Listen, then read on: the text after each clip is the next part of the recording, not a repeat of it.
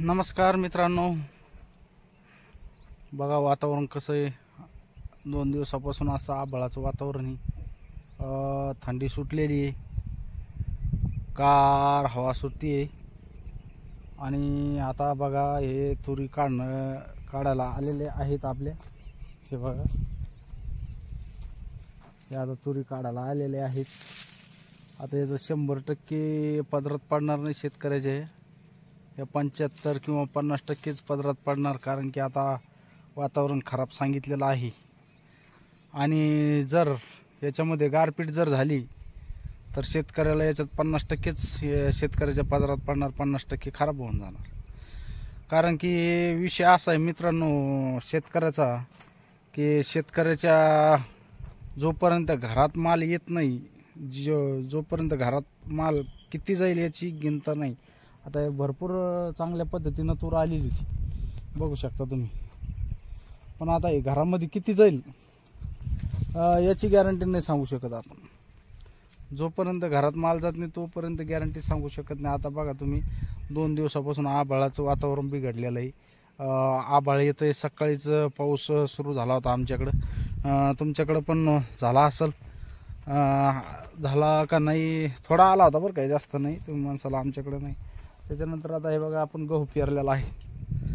आता ते काही गोष्टी कशा असते मित्रांनो, ज्याच्याकडे दात आहे त्याच्याकडे चेने नसतात, आणि ज्याच्याकडे चेने आहे त्याच्याकडे दात नसतात. अशा पद्धतीनं आपला झालेलं आहे मित्रांनो. आपल्याला गंज इच्छा आहे सगळी समजा करण्याची, पण आपल्याकडे पाणी अवेलेबल नाही. पाणी कमी असल्यामुळं आपण त्या परेशानीत आहोत. खूप इच्छा आहे आपल्याला काही करायची, पण पाणी कमी असल्यामुळं तरी पण 1 तास मोटर चालती तरी पण आपण हार मानलेली नाही मित्रांनो. तरी पण गहू पेरलेला आहे, हार मानायचीच नाही. काय जोपर्यंत धकन तोपर्यंत ॲडजस्ट करायचं. नंतर कोणाकडून एक मित्र आहे, मित्राकडून घेता येईल, काही अडचण नाही. हे बघा अशा पद्धतीनं आपला गहू आलेला आहे. आणि कुठं मोठं उगलेला नसल्यामुळं आपण सुरुवात केलेली पाण्याची. नंतर पाण्याची द्यायच्या टायमावर नव्हता आला हा, कारण की आता पाणी याला 12 दिवस झालेले. आणि खास तर 21 दिवसाच्या नंतरच पाणी द्यायला पाहिजे. पण आपण कशामुळे लवकर सोडलं, काही ठिकाणी उगलेलं नव्हता, कारण की पहिलं पाणी काही ठिकाणी पोहोचलेलं नव्हतं, त्याच्यामुळे बरोबर उगलेलं नव्हता मित्रांनो. तर अशा पद्धतीनं आता मालाचे नुकसान 100%, मला तर वाटतं 50% होणारच. कारण गारपिटीचा अंदाज सांगितलेला आहे. जर गारपीट झाली तर भरपूर काही नुकसान होणार आहे. आणि शेतकऱ्याचं असंच आहे मित्रांनो, एक तर मालाकडून निसर्गाकडून माल जाणार, नाहीतर मग भावाकडून जाणार. आता सोयाबीनचे भाव झालेले 3700. त्याच्यानंतर तुम्हाला परत एक दाखवतो. आता मागून माल लागला होता सारख्यांना. हे बघा 2-3 दिवसामध्ये असे झाले सारखे.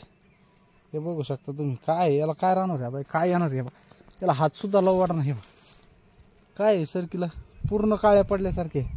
इतका मावा आहे मित्रांनो याच्यावर, की याला काहीच करायची इलाज नाही. याला औषध फवारणी करून पण मला वाटत नाही सुधारण म्हणून. अशा पद्धतीने शेतकऱ्याचं एक गेलं की एक संकट शेतकऱ्याच्या मागं असतंच. बघा आता शितुडे सुरू झाले, नेमकंच शितुड्याचा टपटप वाजून राहिले मित्रांनो. आता हे बघा ह्या तुरी काय काढायला आलेत. याचं तुम्ही सांगा, आता तूर जर नाही काढली, एक तर काढून ठेवता येत नाही, कारण की पाऊस जर जास्त कमी आला तर तुरीचं काहीच शेंगा हाती लागत नाही. तुरीची शेंगा सर्व गळून जातील, त्याच्यामुळे तूर पण काढून ठेवता येत नाही. आणि आता हे शितुडी सुरू व्हायचा अंदाज म्हणजे सुरू झाले आहेत आमच्याकडं.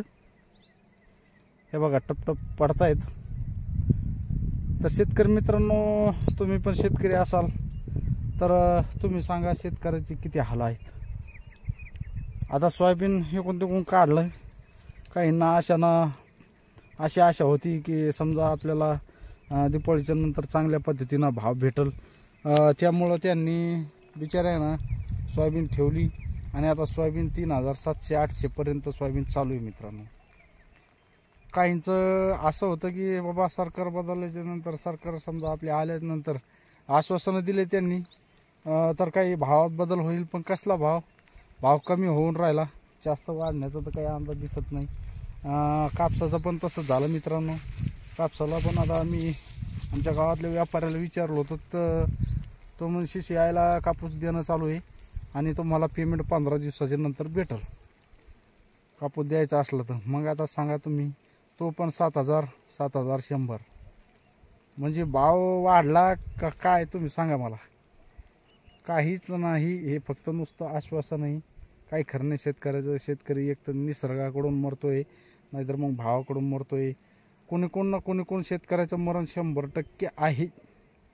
असं नाही की शेतकरी ह्या वर्षी चांगल्या पद्धतीनं कशात ना कशात फायद्यात राहिला म्हणून असं नाही. एक तर निसर्गाकडून त्याचं मरण होतं आहे, नाहीतर मग एक तर शासनाकडून जे भाव असतात ते, आता ते शासन मानता येत नाही, काहीच मानता येत नाही त्याला. भावाकडून एक तर मरण होतं आहे. अशा पद्धतीनं शेतकऱ्याचं जीवन आहे. काय करावं आता. हे केलं आपण, कापूस ठेवला होता पण कापसाला पूर्ण काळा पडलेला आहे कापूस. त्याचे काहीही ठेवून उपयोग होणार नाही, कारण त्याचे जे पहिला कापूस निघाला आहे तेवढाच आता पदरात पडणार आहे. आणि बाकीचा कापूस हा म्हणजे कापूसच निघणार नाही आता, कारण की हे पूर्ण काळी पडलेली, त्याच्यावरती मावा भरपूर पडलेला आहे. आणि मावा पडून आता औषध फवारणी जर केली तर काही उपयोग नाही. हे बघा पूर्ण काळ्या पडलेल्या सारख्या. यांना म्हणजे याच्यामधून जर गेला ना माणूस तर हे जे कपडे आहे ना, हे कपडे पूर्ण काळे होऊन जात आहेत, पूर्ण तेलकट होऊन जात आहेत कपडे. त्याच्यामुळे याच्यामध्ये जाण्याची पण इच्छा होत नाही. इतक्या सरकीमध्ये अटॅक पडलेला आहे, मावा पडलेला आहे तेलकट, असा तेलासारखा मावा पडलेला आहे त्याच्यामध्ये. तर बघा मित्रांनो, किती अवघड आहे शेतकऱ्याचं. शेतकऱ्याला म्हणजे हे एक तर जीवन आहे.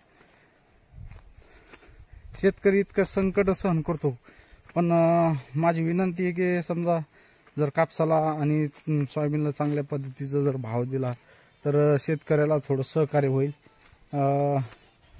आता काय बोलता येत नाही.